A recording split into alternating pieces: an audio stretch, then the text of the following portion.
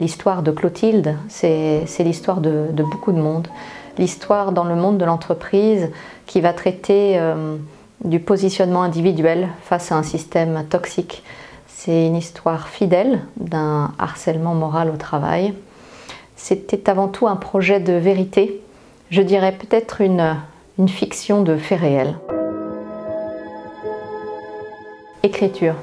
L'écriture, ça a été pour moi la plus belle rencontre de cette histoire.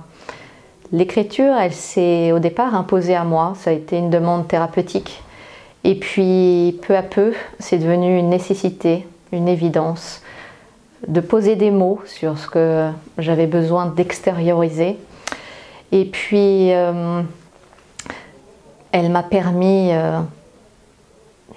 de libérer les émotions, libérer la parole. Reconstruction. C'est l'histoire d'une reconstruction. L'histoire de Clotilde qui démarre dans une clinique psychiatrique. Elle est seule dans sa chambre et elle va s'atteler à essayer de comprendre et retracer tout son trajet par rapport à ce harcèlement moral qu'elle a subi dans son univers travail.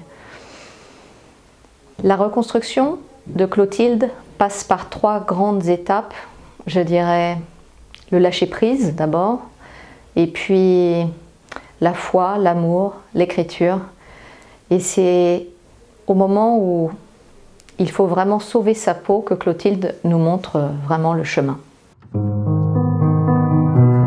Ressources humaines. On parle souvent de ressources, est-ce qu'on parle beaucoup d'humains? Ça, c'est un petit peu le questionnement que je voulais poser au centre du livre.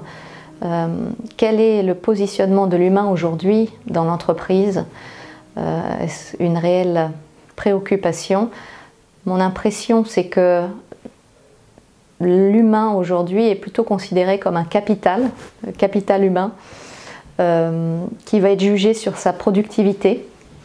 Et finalement, est-ce qu'on aurait plutôt intérêt à s'intéresser à la richesse des humains, de leur diversité, plutôt qu'à leur productivité, ce qui pourrait permettre de transformer le mot RH en richesse humaine plutôt que ressources humaines.